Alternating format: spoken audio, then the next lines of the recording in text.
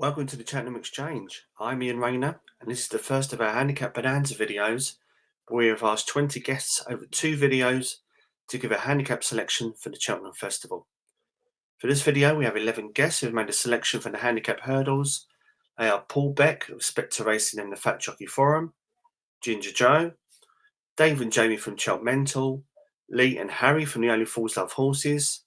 We have Judge Pottage, Mark Mackay from Cheltenham Chat, Racing TV Tip Star winner Katie Midwinter, Grade 1 winning jockey Niall Houlihan, and we start with a selection from Grade 1 winning trainer Olly Murphy. My horse to follow for this year's Cheltenham Festival in a handicap is a horse I trained myself called Roaring Legend, who runs in the Boodles. He's a horse by Roaring Lion that was second to Paul Nichols's horse that won Grade 2 at Kempton yesterday, before probably being a bit unlucky in a listed race up in Musselburgh when being caught too far back. He got beat odds on last week at Market Rasen when hating heavy ground, but a strong run handicapped, a bit of spring sunshine and a bit of spring ground will suit him well. He was only 10-1 before he ran the other day. I think he's 16s or 20s now, but he's in good form. He's been trained for the race, and fingers crossed he'll have a good each way chance at a double figure price. His name is Roaring Legend. Hi everyone, Harry Beard from the Only Fools Love Horses podcast, and I'm here to give you a selection from one of the handicap hurdles at the Cheltenham Festival, and I'm going with the Boodles, and I'm going to be signing with a horse called Nara for the Henry de Bromhead team. She's a 4-year-old filly. She's an ex-French horse. She was a really impressive winner over at Auteuil back in April last year. But you actually just watch her last run back when she finished behind Eagle Fang. Now, she was much closer to Eagle Fang in her maiden hurdle, obviously when they both finished behind Nürburgring, who's obviously well touted for a race like this. But at 20-1 non-runner no bet, I think that Nara is a cracking price. She brushed up a jump in last time out, and she actually did look like she was coming there with a winning run. But from some notable connections, she might just have her handicap mark perfectly right, and hopefully on the Tuesday of the first day of the Cheltenham Festival, which is very, very close, I think she will be the winner of the Boodles. Evening all, Niall Houlihan here, giving you a selection for the Handicap Hurdles in Cheltenham Festival 2024. Definitely giving me a tough selections here now of races to go through, but of the horse that I'm associated with, the one I'd like to think I'd fancy is a horse called Royal Way, who runs in the Fred Winter on the Tuesday. He's got a mark of 119. Touch wood, it gets thinner this year. We'll know more at weights and entries, but he's a horse that has improved throughout the season. Done very well to win a penalty. It led the last day reversing the form with a nice horse of Dominic French Davis. And he's just one that I think is improving. He's got a great attitude. He'll go on any ground. Good jumper, and I'd like to think he could run well at a big price of, he'd probably get him 33s or 20-1. So definitely has his each way claims. And look, all I wouldn't say is the handicaps in Cheltenham, they're a very tough races to mark your territory. But I wish you all the best luck at it. Cheers. My selection out of this year's handicap hurdles at the Cheltenham Festival is going to be in the Boodles Juvenile Hurdle, and it's Cak Jack for Joseph O'Brien. I think this horse is going to be overlooked with so much focus on those towards the head of the market, Lark in the Mountain, Batman Girac for Willie Mellins as well. I think 20-1 is a great Ante-Post price, and there's a bit of value in there. He could really make the frame off a good mark, and I just think he's going to sneak into the race and potentially be a surprise package. We've seen a few big price winners of the race in recent years, including Jazzy Matty last year, 18-1. So hopefully he'll go off at a nice price and run a big race. The form of his races this year has worked out really well. A close second to Woodoo, who has since franked the form multiple times and looks a real superstar filly in the making for Gordon Elliott. And then a 6th place finish in a Grade 2 behind the likes of Calaconti, Cargisi, Nürburgring. I think that's a really great form line. So I'm hoping that Cak Jack heads to the Boodles and runs a really big race. Hello everybody, Spectre here, Paul Beck. The Cheltenham Exchange boys have very kindly asked me to find a handicap winner. I'm not going to do what most people are going to do and tell you about a novice that's ridiculously well handicapped, that's going to go off at single figures, or may even be currently single figures now. I'm going to go for something at a much bigger price and a lot more left field. So the horse I'm going to select is Guard Your Dreams in the Coral Cup. He should get an offer mark of 137. That's £10 better than I rate his ability.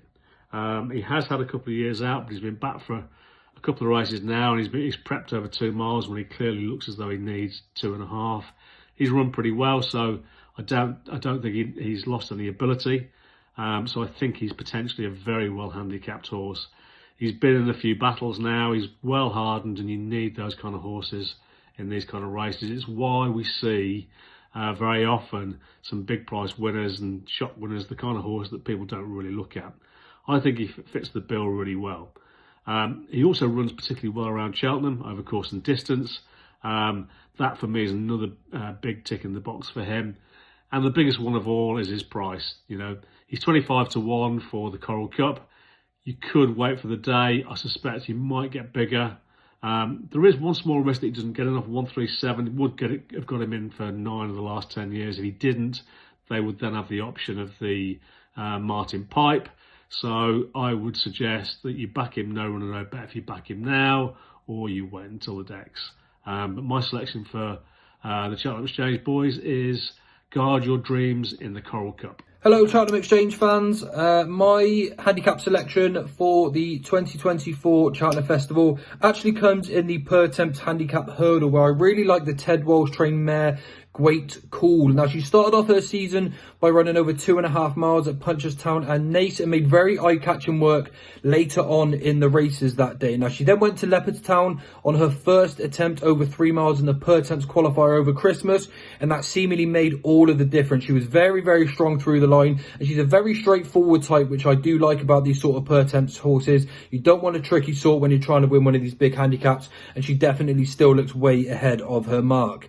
She then backed that up by finishing second to Maxim at the DRF off a mark of 129. She was given a mark of 133 for that, and also given quite a quiet ride that day, doing again her best work later on in the race. Now, I'm not saying the intention was or wasn't to win the race that day, but by getting beat that day and obviously running on so well at the end of the race, I think the marker 133 still underestimates her ability, and I do think she has now been trained with one big date in mind, and that of course will be Cheltenham. So 9 to 1, Great Call for the Ted Walsh team will do for me in the Pertemps Handicap Hurdle. Hi lads, thanks for having me on. You asked me to cover a handicap hurdle horse for the Cheltenham Festival, and I've chosen a Coto Len for the Pertemps. Real eye catcher last time out. He was third in the Pertemps qualifier at Aintree. They omitted the last, but he travelled really well and stayed on fine to the lane. He's around 10 to 1. He's in them JP silts for Willie Mullins. He did run fourth behind Vauban in the Triumph Hurdle, ahead of the likes of Illy Toms, who's a grade 1 chaser now. Plenty of back class, I would have said. Plenty of form lines to go on. He's won a grade 3 for Willie. He also ran behind Zarek the Brave in a Galway Hurdle. And I think he's still overpriced at that 10 to 1. So it's a Coto Len for me in the Pertemps. And if you're having a bet, gamble responsibly. But look, I wish everyone a great Cheltenham Festival. So thanks again, lads. Hi, Judge Pottage here with a Cheltenham fancy for you, and I like one in the Pertemps final on Thursday the 14th of March. Foxy Jack is the horse's name, and this horse has 2 entries at the Cheltenham Festival, the other one being the cross-country chase, and I can't see him winning that off a level weights against Gold Cup horses. But he can run in the Pertemps final off a £22 lower mark than he runs off over fences. Now, he qualified for this event with 4 to 1 favourite and 4th to Gareth Cool back in December at Leopardstown. And the winner there, Gareth Cool, fought out the finish with Maxim, who was pulled up in December at the DRF. The 6th Champagne Platinum has gone on to win since, so the form has lots of substance. Also, the qualifier there back at Leopardstown in December has thrown up 5 subsequent winners of the final itself in March. They being Mrs Milner, Cider Burley twice, Presenting Percy and Maldini, and that's since 2016. So I think this horse has got excellent claims, and he's one that you should be having on your shortlist. Now, if he was to run in the cross-country chase and not go here, I do like Chantry House, because he looks like he might have been a bit of a JP plot job. Good luck at Cheltenham. Hope you back plenty of winners, and be lucky. Hi, this is Jamie Ryan here of Cheltmental and the Ginger Show. Lads from the Cheltenham Exchange asked me to do an Ante-Post tip for Cheltenham in a Handicap Hurdle, and I'm going to go with the county and the horse that I'm always on about, Under Control for JP McManus and Nicky Henderson. I like this horse, really like. She's great. I think she's a great chance. Palm did the Mayor's Novice last year. Then on the 20th of April last year, ran in a handicap hurdle at Cheltenham.